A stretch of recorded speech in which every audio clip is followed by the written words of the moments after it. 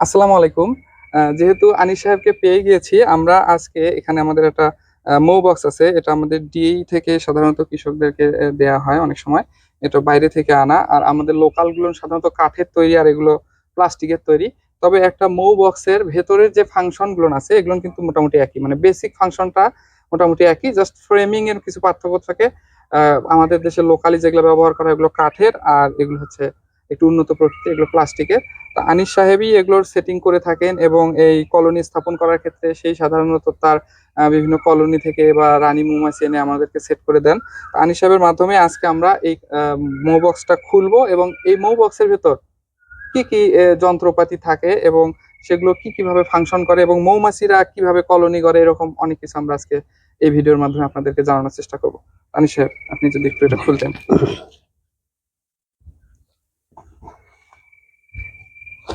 কোনটা কি এবং কোনটা কি এটা কাজ, এটা হলো এটা হলো উপরে। হ্যাঁ। যদি দোতলা থাকে তখন একটা হ্যাঁ, কুইন কুইন এক্সক্লুডার। এক্সক্লুডার থাকে, হ্যাঁ, কিন্তু এখানে যেহেতু আমাদের সিঙ্গেল, এই জন্য আর কুইন এক্সক্লুডারটা নাই। কুইন এক্সক্লুডারের উপরেই মূলত হানি হানি সুপারটা সুপারটা তৈরি হয়। থাকে। এটা হলো আমাদের মৌ বক্স। হুম। এটা হলো নতুন চাক দেওয়া হয়েছে, এটা যেন নতুন করে যখন পপুলেশন বিল্ড আপ হবে তখন এটা আবার তৈরি করবে। এই যে বানানো শুরু হয়ে গেছে। ইতিমধ্যে বানানো শুরু হচ্ছে। হ্যাঁ, দর্শক আপনাদেরকে ইতিমধ্যে বলে রাখি, এই যে এখানে যে সেলগুলো তৈরি হচ্ছে এগুলোই হচ্ছে মোম, মোম। তাই না? এই হ্যাঁ, মোমের সেল, এটাকে আমরা মোম বলে থাকি। মোম সাধারণত আমরা জানি যে মোমবাতি তৈরি সহ বিভিন্ন ইন্ডাস্ট্রিয়াল পারপাস এবং মেডিসিনাল পারপাসে ব্যবহার করা ব্যবহার হয়। করা হয়। আচ্ছা, এটাকে বলা হয় ফ্রেম নাকি? ফ্রেম। হ্যাঁ, ফ্রেম। আর ওই শীটটা আমরাই শীত। দিই, এই হ্যাঁ, ডিমের শীতটা। ক্ষেত্রে আমরা নিজেরাই দিই। আর হচ্ছে যখন ন্যাচারালি হয়, একটু আরেকটু তোলেন, এটা এখানে একটা কথা বলে নেই। এই যে এখানে যে শীটটা দেওয়া আছে, এটা যখন আমরা মৌমাছি চাষ করি তখন এই শীটটা আমরা দিয়ে দিই। আর ন্যাচারাল যে চাকগুলোতে সেখানে তো আর শীট দেওয়া হয় না। শীত দেওয়া হয় না। এটা দেওয়ার উদ্দেশ্য হচ্ছে তাড়াতাড়ি সেল তৈরি হয়, তাড়াতাড়ি মধু মধু উৎপাদনের, উৎপাদন তাতে হয়। সময়টা কম লাগে হ্যাঁ, মধু সময়টা উৎপাদনের কম ক্ষেত্রে। লাগে।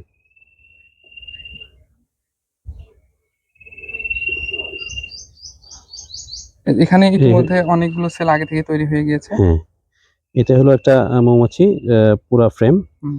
এখানে যে লিচু ফুলের নেকটা চলে আসছে। নেকটার, এই হ্যাঁ, যে হলুদ দেখা যাচ্ছে হ্যাঁ, যে হ্যাঁ, হ্যাঁ, নেকটার। ভিতরে ওয়াটার আচ্ছা। দেখা যাচ্ছে, এটা হলো নেকটার। আর এই যে সাদাগুলো দেখা যাচ্ছে সাদা এগুলো এগুলো লার্ভা। লার্ভা। হ্যাঁ, ওই যে আমরা বলছিলাম যে ইউসোসাল ইনসেক্ট মানে কি, জেনারেশনের ওভারল্যাপ হয়, একটা কলোনির মধ্যে ডিম হ্যাঁ, থাকবে, লার্ভা লার্ভা থাকবে, থাকবে, অ্যাডাল্ট থাকবে। হ্যাঁ, ডাল এই থাকবে। যে আমরা দেখতে পাচ্ছি যে এখানে অনেকগুলো লার্ভা হ্যাঁ, ইতিমধ্যে তৈরি হয়ে গেছে এবং কিছু কিছু ভেতরের যে মৌমাছি, কর্মী মৌমাছি আছে, তারা তাদের পরিচর্যা এদের করছে। ভিতরে অ্যাডাল্ট, আর হ্যাঁ, সাদা সাদা দেখা যায় ওটা লার্ভা। লার্ভা। তারপর ডিম দেওয়া হয়েছে। এটা হলো ড্রোন, মানে পুরুষ মৌমাছি। পুরুষ মৌমাছির সাধারণত হুল স্টিংই থাকে না। করতে হ্যাঁ, পারে না স্টিংলেস এবং থাকে। এদের আইটা অনেক বড় হয়, হাইট এই যে অনেক বড় কালো হয়। দেখা যাচ্ছে বড় আই, এরা সাধারণত হুল ফোটাতে পারে না, ফুল ফোটাতে স্টিংই পারে করতে না। পারে না।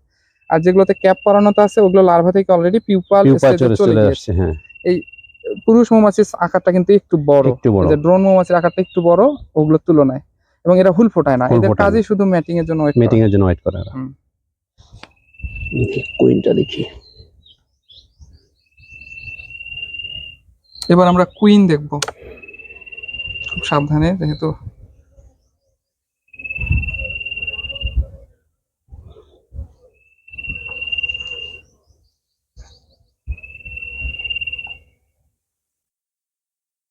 বলে রাখি দর্শকদেরকে যে আমরা মৌমাছি এই এই চাক থেকে বা হাইভ থেকে মধু ছাড়াও আরো 5টা জিনিস পেয়ে থাকি। তার মধ্যে একটা আমরা দেখলাম মোম। মোম। আর এখন আমরা দেখব এই যে লার্ভাগুলো আছে, এই লার্ভাগুলোকে এক বিশেষ প্রকার খাবার খাওয়ানো হয়, রয়্যাল জেলি। এটা সাধারণত হাইপোফ্যারেঞ্জিয়াল গ্ল্যান্ড থেকে উৎপাদন হয়। যারা রয়্যাল জেলি 6 দিনের বেশি খেলে তাদের রানীকে তৈরি করা হয়, আর নর্মাল কর্মীদের ক্ষেত্রে 3 দিন খাওয়ানো হয়। 3 দিন খাওয়ানো হয়। এই রয়্যাল জেলি একটা প্রোডাক্ট যেটা আমাদের মানুষের হার্টের জন্য খুব উপকারী প্রসেস করার পর।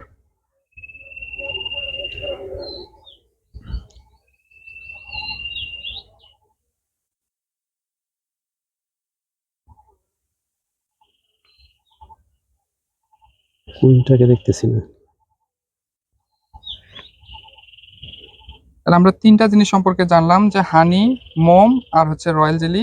এছাড়াও আরো আমাদের জিনিস আছে, পোলেন আছে, পোলেন আছে এবং প্রোপোলিস আছে। প্রোপোলিস আছে। এই যে এখানে ওই আমরা যে দেখতে পোলেন। পাচ্ছি পোলেন, এই যে দেখতে পাচ্ছি সেলগুলোর ভেতরে হলুদ হলুদ যে জিনিসগুলো দেখা যাচ্ছে এগুলোই হচ্ছে পোলেন। এগুলো হচ্ছে মৌমাছির খাবার, প্রোটিন সমৃদ্ধ খাবার। এই পোলেনের যেগুলো অতিরিক্ত তারা নষ্ট করে পোলেন এক্সট্রাক্টরের মাধ্যমে, সেগুলো আমরা প্রসেস করে মানুষের খাবার হিসেবেও ব্যবহার করা হয়।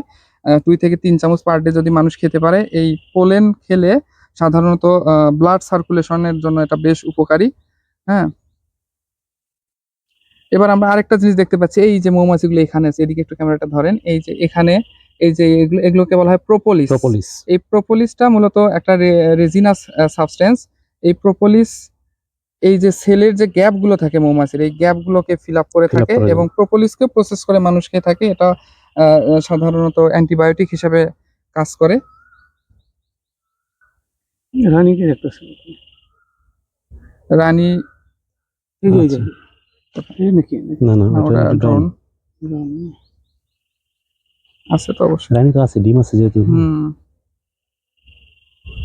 রানী সাধারণত ঘুরে ঘুরে এখানে ডিম পারে, এটাই ওদের কাজ।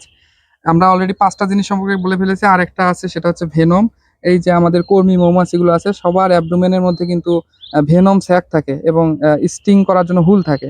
এটা হুল ফুটায় ভেনমটা দিয়ে থাকে। এই ভেনমটাও কিন্তু মেডিসিনাল পারপাসে ব্যবহৃত হয়। আমাদের মানুষের শরীরের যদি ব্যথা নিরাময় করার জন্য সাধারণত এই ভেনমটাকে ব্যবহার করা হয়। এটা খুবই ভালো একটা ঔষধি গুণ রয়েছে ভেনমের, যদিও নিজেই ভেনম একটা আমাদের শরীরে ব্যথার ক্রিয়েট করে।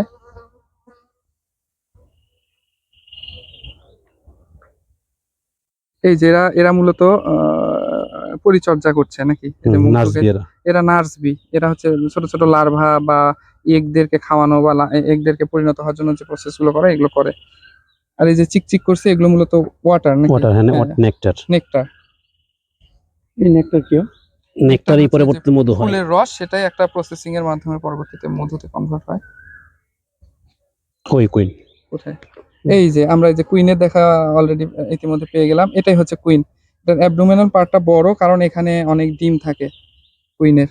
প্রায় এরা 10 মিলিয়ন স্পার্ম এখানে জমা করে, তারপর থেকে এরা 1 মিলিয়ন ডিম হয়। হ্যাঁ, এরা সে তো পরে এদের দেখেন, এই কাজই যে- শুধু ডিম পাড়া, এই সেলগুলোর মধ্যে ডিম পাড়া। এবং আরেকটা জিনিস বলে রাখি, এই যে 3 ধরনের মৌমাছি আছে, এই 3 ধরনের মৌমাছির জন্য কুইনে ডিম পারে কিভাবে, এটা কিন্তু সেল সাইজের উপর ভিত্তি করে। আমরা জানি যে হুম। কুইন সেলটা একটু বড় হয়, বড় হয়। ড্রোন সেলটা তার চেয়ে একটু ছোট হয়, আর ওয়ার্কার সেলটা একটা ছোট হয়। সবচেয়ে ছোট হয়। কুইন যখন তার এই যে অ্যাবডোমেনটাকে সেলের কাছে নিয়ে যায়, তখনই সে বুঝতে পারে এটা কোন ধরনের সেল। যদি ওটা ড্রোন সেল হয় তাহলে সে আনফার্টিলাইজড ইগ ওখানে লে করে, আর যদি একটু বড় হয় তাহলে সেটা ফার্টিলাইজড এগ গ্রহণ করে, আর ছোট হলে তো সেখানে ফার্টিলাইজড Worker হয়। ড্রোনের জন্য ফার্টিলাইজড ওয়ার্কারের ওয়ার্কারের জন্য জন্য যে হয়। ডিম সেটা সেখানে করে। এবং রয়্যাল জেলি খাওয়ানোর ভিত্তিতেও কিন্তু পরবর্তীতে ভাগ হয়ে বাঘ যায়। হয়ে যায়। ওয়ার্কাররা সেই ভিত্তিতেই রয়্যাল জেলি খাওয়ায়। কুইনদের ক্ষেত্রে একটু বেশি, বেশি 6 দিনের খাওয়ায়। মতো রয়্যাল জেলি খাওয়ায়। ওয়ার্কারদের ক্ষেত্রে হয়তো 3 দিন। আর এদিকে যেহেতু আনফার্টিলাইজড, ড্রোনটা তো আনফার্টিলাইজড, ওটাতে হ্যাঁ। রয়্যাল জেলি 6 দিন খাওয়ালেও ওটা ড্রোনই হয়। তো এই হলো আমাদের মোটামুটি এই কলোনি করে থাকা একটা ইউসোসাল মৌমাছি ইনসেক্ট সম্পর্কে আমরা অনেক কিছু জানলাম। আমাদের সাথে একজন সফল, বলবো আমি, খুব সফল একজন কৃষি উদ্যোক্তা, ময়মনসিংহ অঞ্চলের খুবই পরিচিত, আমাদের ডিএইর সাথে অনেকদিন ধরেই উনি জড়িত। তার কাছ থেকে আমরা অনেক একদম বাস্তব ভিত্তিক জ্ঞান আমরা পেলাম। আশা করি আপনাদের এই ভিডিওটা ভালো লেগেছে। যদি ভালো লেগে থাকে তাহলে অন্য ভিডিওগুলোতেও চোখ চোখ বুলাতে পারেন, হয়তোবা নতুন কিছু জানতে পারবেন। সবাইকে ধন্যবাদ।